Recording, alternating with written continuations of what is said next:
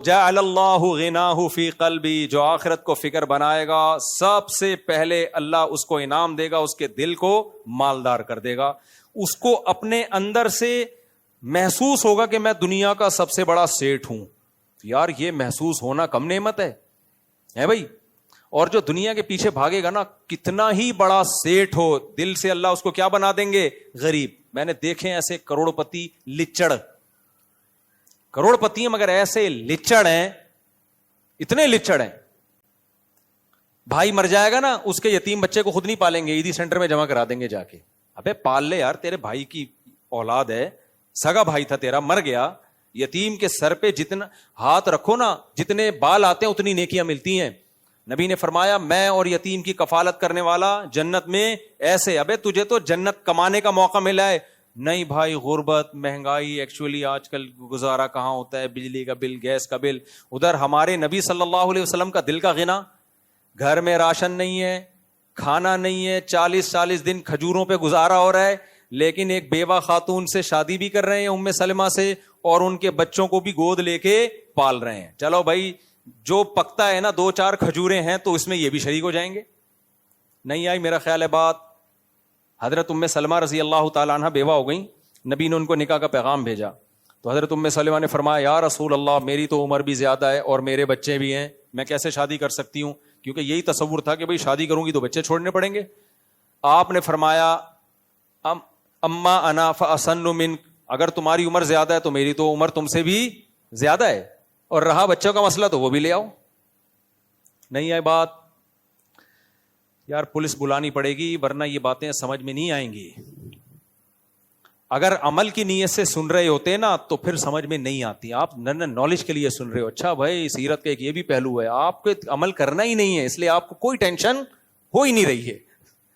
سمجھ رہے ہو کہ ہم نے کون سا کسی یتیم کو پالنا ہے، کسی بیوہ کو بچوں سمیت پالنا ہے. مہنگائی، غربت، گیس کے بل، بجلی کے بل، بھائی جتنی مہنگائی غربت ہو، اللہ تھوڑی معاذ اللہ اپنی مخلوق کو پیدا کر کے بھول گیا ہے. اس دور سے زیادہ تھوڑی مہنگائی ہے جو نبی صلی اللہ علیہ وسلم کے دور میں تھی. اتنی ازواج کو کا خرچہ اٹھا رہے ہیں، اور گھر میں 40 دن چولہا نہیں جل رہا، لیکن یہی سوچ کے چلو جیسے باقی چل رہے ہیں 2-3 اور افراد چلیں گے. تبھی میں کہتا ہوں نا باپ سے کہ بیٹا اگر سمجھدار ہے شادی کر دے، بہو آ جائے گی، 2 روٹی زیادہ پک جائے گی نا. کیا خیال ہے؟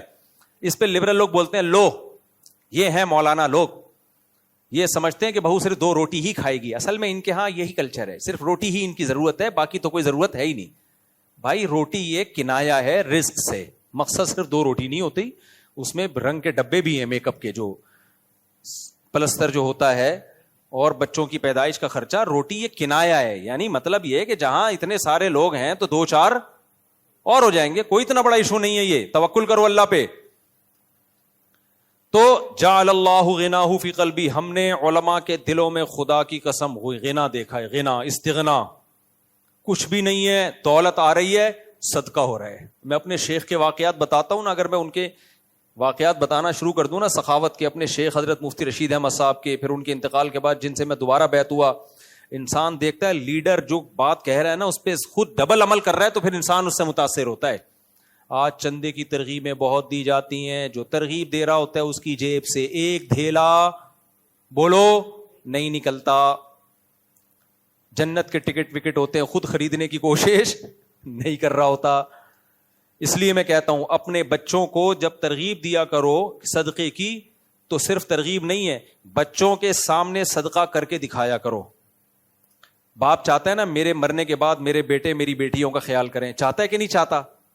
تو باپ کو چاہیے صرف ترغیبیں نہ دے، اپنی زندگی میں اپنی بہنوں پہ خرچ کرے، بیٹوں کے سامنے.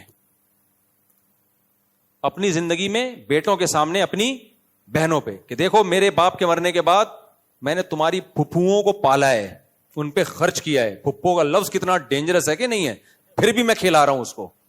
صحیح ہے؟ تو میرے بعد تم نے بھی اپنی بہنوں کا خیال کرنا ہے. دیکھو میرا فلاں بھائی ہے، بے روزگار ہے، وہ کم کماتا ہے، میں اس کو ہدیہ دیتا ہوں، گفٹ دیتا ہوں. یہ بتاؤ بچوں کو، ایسا نہ بتاؤ کہ اس کی انسلٹ ہونا شروع ہو جائے. بچے جا کے بولے تم تو ہمارے باپ کے ٹکڑوں پہ پلے ہو، یہ کون ہدیہ دے رہا ہوں، گفٹ دے رہا ہوں. دینا چاہیے تاکہ بچوں کو بھی ہو، بڑے کو ہو کہ یار اگر میرا کوئی بھائی جاب لیس ہو گیا تو ہمارے خاندان کی یہ پرمپرا ہے کہ ہم اس کو اکیلا نہیں چھوڑتے. آج پتہ ہے کیا ہو رہا ہے؟ 1 کروڑ روپے کما رہا ہوگا, دوسرے کے پاس گٹکے کے پیسے بھی نہیں ہوں گے, پوچھتا بھی نہیں ہے وہ بھائی سے آ کے. یہ بہت بری حرکت ہے. اللہ کو تنگ دل لوگ پسند نہیں ہے, اللہ کو اوپر والا ہاتھ پسند ہے. تخلقوا باخلاق اللہ, حدیث میں آتا ہے جو اللہ کی صفات ہیں وہ اپنے اندر پیدا کرو. اللہ کی صفات تو نہیں پیدا ہو سکتی نا ہمارے اندر. مراد اس سے یہ ہے کہ اللہ جواد ہے, خرچ کر کے خوش ہوتا ہے. تو انسان کو بھی کیا چاہیے؟ خرچ کر کے خوش ہوا کرے. اللہ رحیم ہے, رحم کر کے خوش ہوتا ہے. تو ہمیں بھی کیا چاہیے؟ مخلوق پہ ہم رحم کھائیں, ترس کھائیں. اللہ کو ظلم پسند نہیں ہے تو ہم بھی ظلم کو پسند نہیں کریں. تو یہ جو جعل اللہ غناہ فی قلبی ہے نا, یہ میں ٹینشن کی بات کر رہا تھا کہ نبی صلی اللہ علیہ وسلم نے فرمایا جو ساری ٹینشنیں ختم کر کے ایک ٹینشن کو اپنے اوپر رکھتا ہے تو اللہ اس کی ساری ٹینشنیں ختم. پہلا انعام کیا ملتا ہے؟ جعل اللہ غناہ فی قلبہ, جیب میں کچھ بھی نہیں ہوگا لیکن سینہ ایسا چوڑا ہوگا جیسے کوئی بہت بڑا سیٹ, اندر سے اس کو اپنے اندر سیٹ پنا محسوس ہوگا. صحیح ہے نا؟ تو اس لیے خوش رہے گا, وہ کہے گا اللہ کا دیا ہمارے پاس بہت کچھ ہے. فرمایا وَجَمَعَ لَهُ شَمْلَهُ, اس کی فکروں کو اللہ سمیٹ دیں گے. اور تیسرا انعام کیا ملے گا؟ ایسا نہیں ہوگا کہ دنیا نہیں آئے گی اس کے پاس. فرمایا أَتَتْهُ الدُّنْيَا وَهِيَ رَاغِمَةٌ, دنیا آئے گی ناک رگڑتی ہوئی.